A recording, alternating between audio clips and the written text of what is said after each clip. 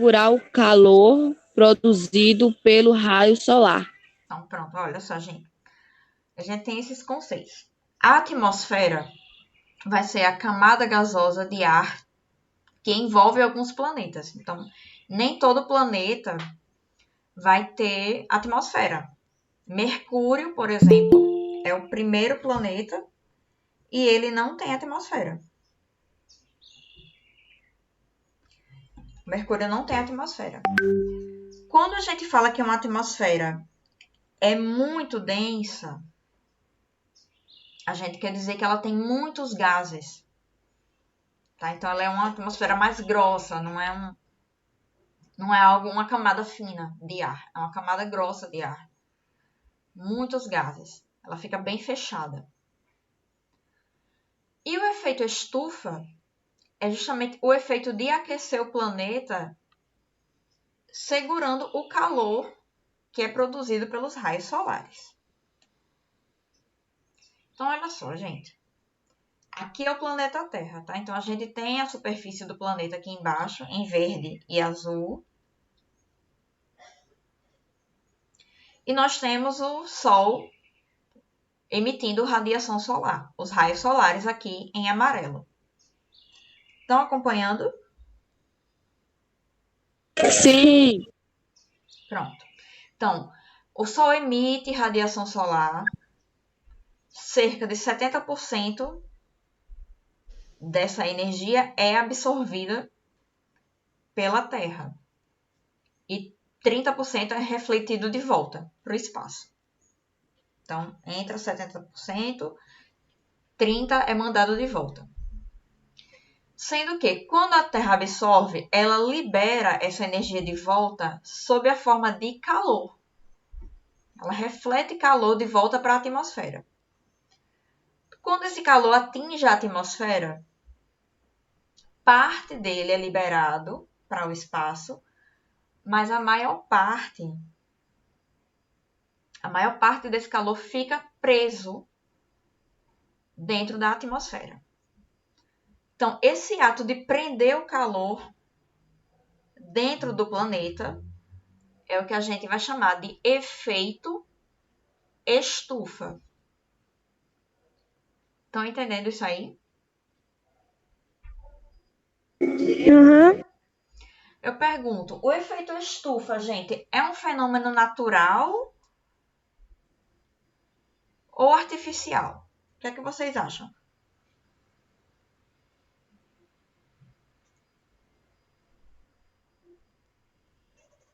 Conseguiram entender o que eu falei?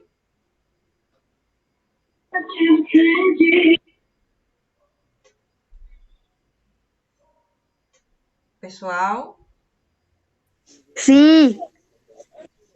o efeito estufa é natural ou artificial?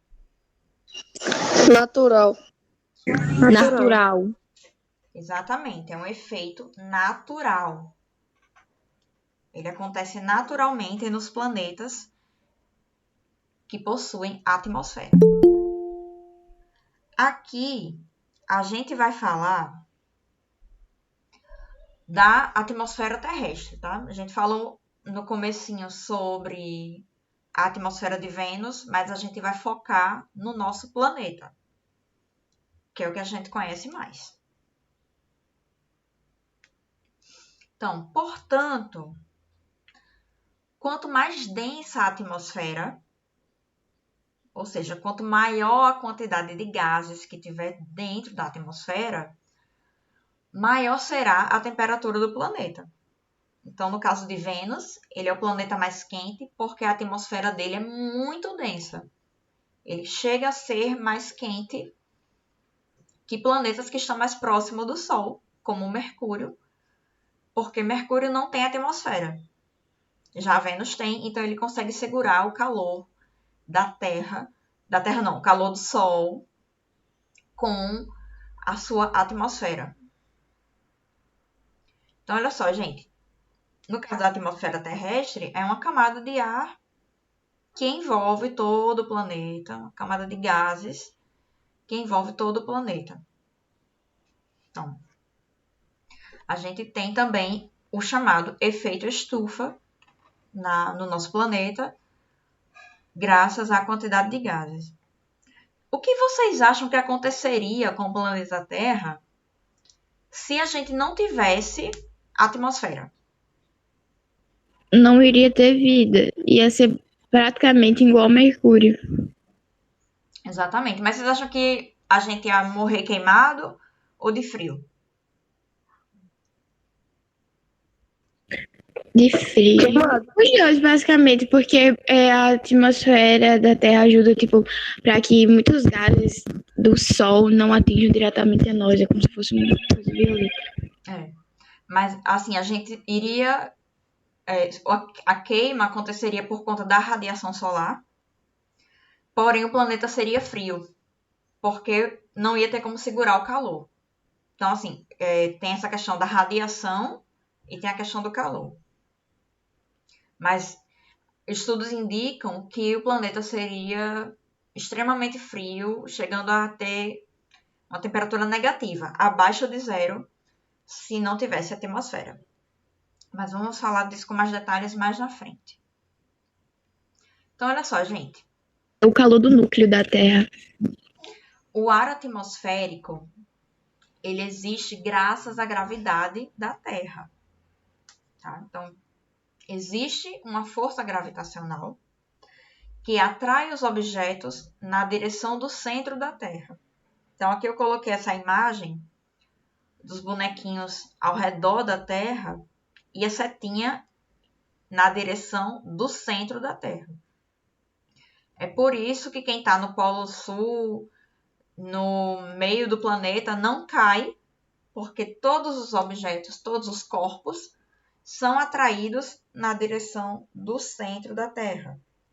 A direção do centro da Terra. Mesma coisa é o ar atmosférico. Os gases existem ao redor do planeta porque eles estão sendo atraídos na direção do centro da Terra. A gente tem essa camada de gás graças à gravidade da Terra.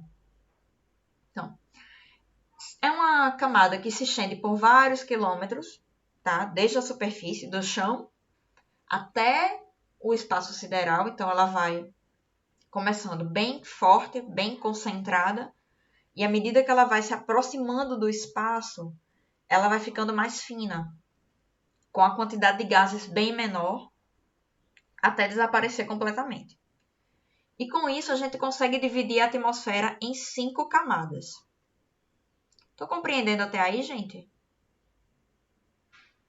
Sim. Então, nós temos a atmosfera graças à gravidade. São vários quilômetros. Vai diminuindo, ela vai começando mais concentrada, próxima à superfície, vai diminuindo à medida que a gente vai chegando no espaço sideral e a gente consegue dividir em 5 camadas. Então, essas são as 5 camadas da atmosfera: troposfera, estratosfera, mesosfera e exosfera. Passou da exosfera, já é espaço sideral. Pergunta, baseado na figura: qual a camada mais próxima de onde a gente está agora, na superfície da Terra? Troposfera. Troposfera. Em qual dessas camadas vocês acham que tem maior concentração de gases?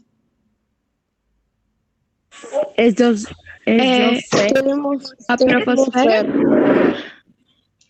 Porque quanto mais vai subindo, mais o ar fica rarefeito. Então, acho que é a troposfera. Exatamente. Então, isso que eu falei, gente. À medida que ela vai ficando mais próxima do espaço, à medida que vai subindo de altura, vai diminuindo a quantidade de gases. Então, a camada que vai ter a maior concentração de gases é a troposfera. É a camada mais próxima da superfície. Então, como Maria Lívia comentou, o ar vai ficando rarefeito. Esse termo rarefeito vem justamente da quantidade de gases ficando cada vez menor. Então, quando algo é rarefeito, quer dizer que ele está numa concentração baixa, em menor quantidade. Então, se a troposfera é a camada que tem maior concentração de gases, qual é a camada que tem a menor concentração de gases? A exosfera.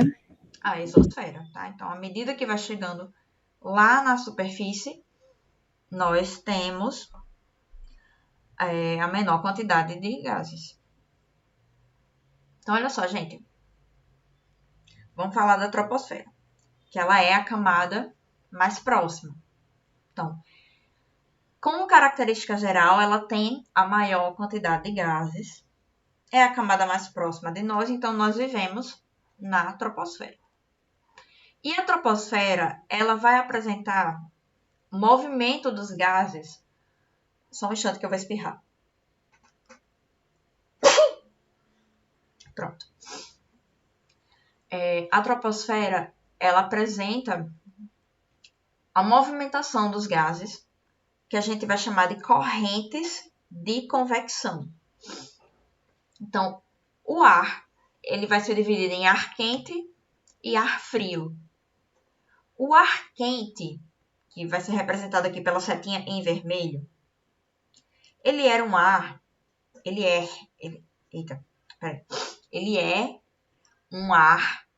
mais leve. Então, ele recebe o calor do sol e ele sobe da superfície para o ponto mais alto. Quando ele chega mais em cima, ele acaba resfriando. O ar frio, ele é mais pesado. Então, como ele fica frio, ele acaba descendo em direção à superfície. Então, esse movimento do ar quente que sobe, resfria, desce, sobe de novo quando se esquenta, resfria, desce, a gente chama de corrente de convecção. Entenderam isso aí? Sim. Então, o ar quente, ele é mais leve ou mais denso? Mais leve. Mais leve. Então, ele recebe o calor do sol e ele sobe. A direção dele é para cima. Ele vai para cima. E o ar frio, ele é mais Denso. Ele desce. Então, ele desce. Então, só para mostrar para vocês, contextualizando no nosso dia a dia, é por isso que o ar-condicionado tem que ficar posicionado no alto da parede. Não é só para ficar bonito, não. É porque como o ar que sai do ar-condicionado é frio, ele tem que sair e resfriar toda a sala. Então, ele precisa descer, resfriando toda a sala. Se o ar-condicionado ficasse no canto da parede, a gente ia ficar só com a canela gelada. Não ia resfriar aqui em cima. É por isso que ele tem que ficar em cima. Porque o ar frio, ele é mais denso. Então, ele precisa descer. Em lugares que são muito frios, aí o pessoal já não usa ar-condicionado, vai usar um aparelho chamado aquecedor, que é para justamente esquentar o ambiente. E aí, diferente do ar-condicionado, os aquecedores precisam ficar embaixo, porque o ar quente, ele é mais leve, então ele precisa subir. Alguma dúvida? Não. Então, se eu perguntar para vocês, por que é que o ar-condicionado precisa ficar no alto da parede? O que é que vocês vão dizer?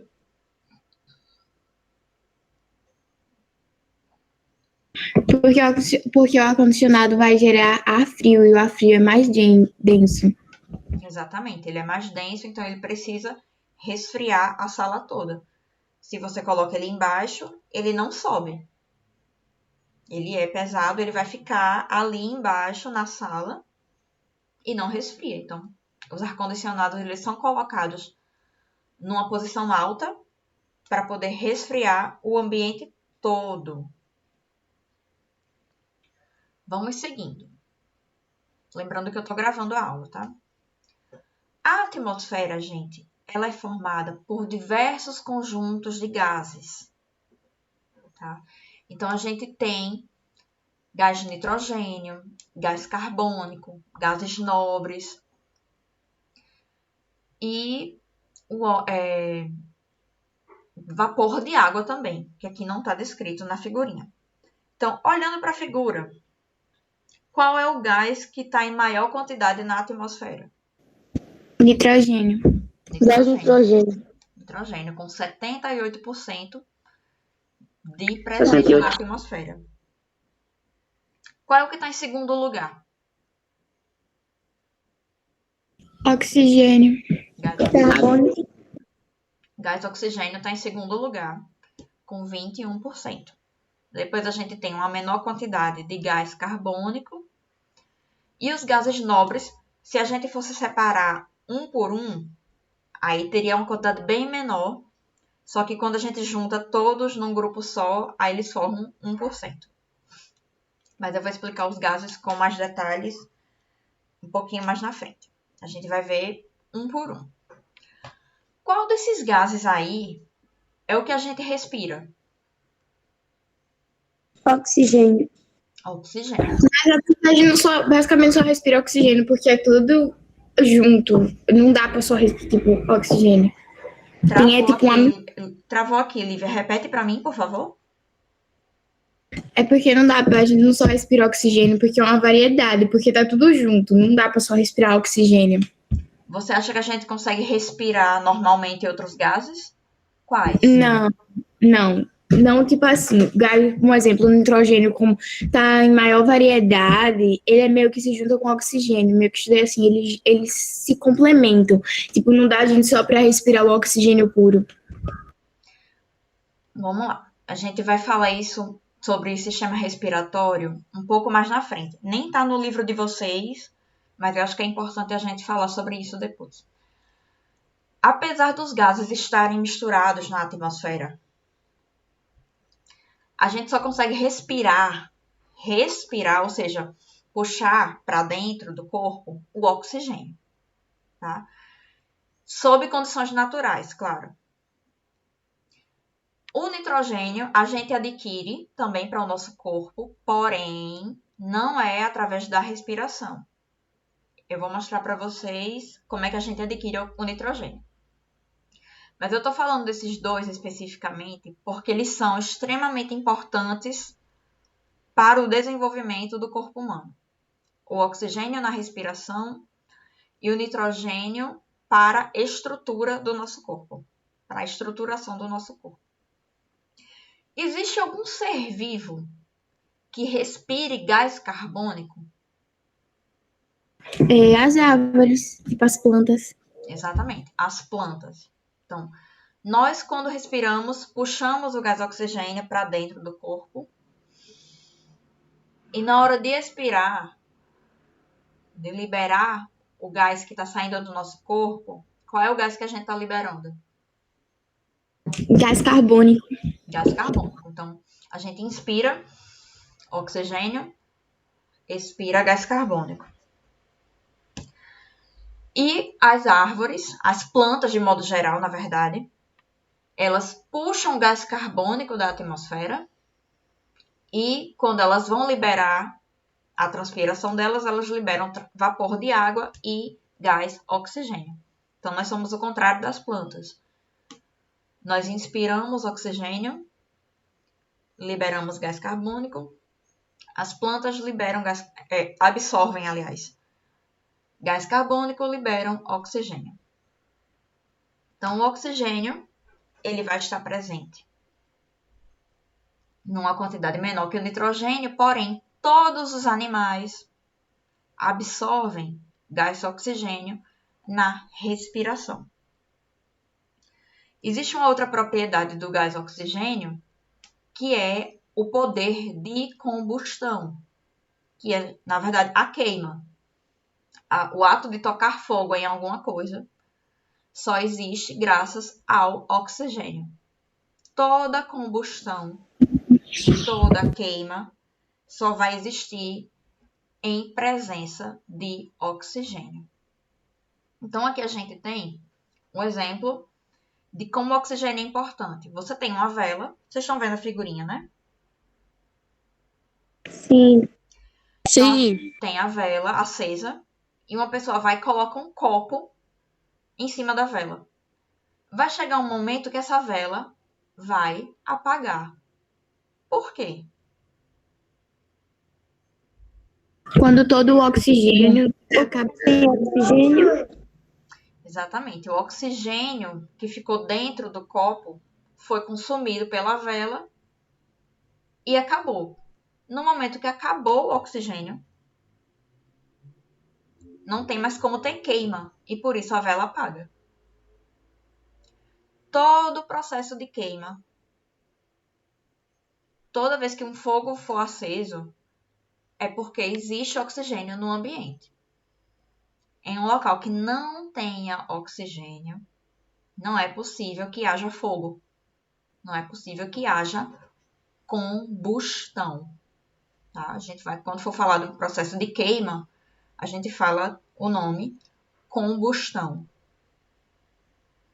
Então, outra coisa que o oxigênio é capaz de fazer é o de enferrujar as coisas. Tia, eu posso sair?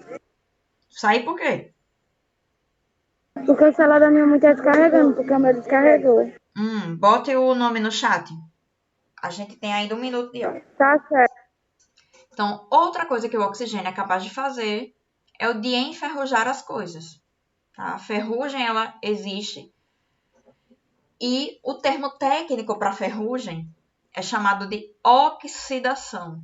Ou seja, é um excesso de oxigênio que acaba enferrujando objetos metálicos. O ferro entra em contato com o oxigênio e enferruja o objeto de ferro.